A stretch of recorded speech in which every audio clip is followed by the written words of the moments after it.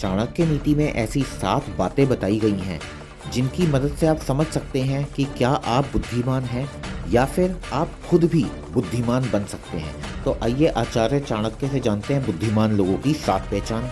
1, चाहे जितना भी मुश्किल काम हो, बुद्धिमान लोग अपना काम स्वयं करते हैं। ये लोग किसी की मदद नहीं लेना चाहते क्योंकि इनका ऐसा मानना है कि अगर ये किसी की मदद लेते हैं तो ये उनके एहसान तले दब जाते हैं। पॉइंट नंबर 2, अपने मन की बात किसी को नहीं बताते।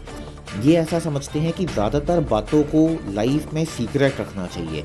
अगर ये अपनी मन की बात दूसरों को बताएंगे तो दूसरे इसका फ़ायदा भी उठा सकते हैं। 3, एक ही समय पर ये बहुत सारी बातें सोचते हैं। इनका मन बड़ा चंचल होता है। ये अलग अलग बातें सोचते रहते हैं मगर हर बात इनका करियर और इनकी सक्सेस से रिलेटेड होती है, इसीलिए ये मल्टी थिंकर होते हैं।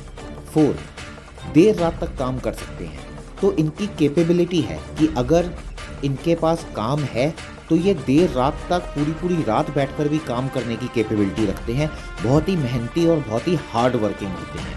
पॉइंट नंबर 5, म्यूज़िक सुनते हैं, अपनी मस्ती में रहते हैं। तो कितनी भी परेशानी हो, कितना भी बिजी हो, कितना भी हेक्टिक स्केड्यूल हो, मगर बुद्धिमान लोग हमेशा संगीत सुनते हैं और मस्ती में रहते हैं क्योंकि इससे आप रिफ़्रेश होते हैं और अच्छा काम कर पाते हैं। 6, ये आसानी से किसी पर भरोसा नहीं करते क्योंकि हम सब समझते हैं कि जब आप आसानी से किसी पर भरोसा करते हैं तो सामने से धोखा मिलने के चांसेस बहुत ज़्यादा होते हैं, इसलिए बुद्धिमान लोग किसी पर भी भरोसा नहीं करते।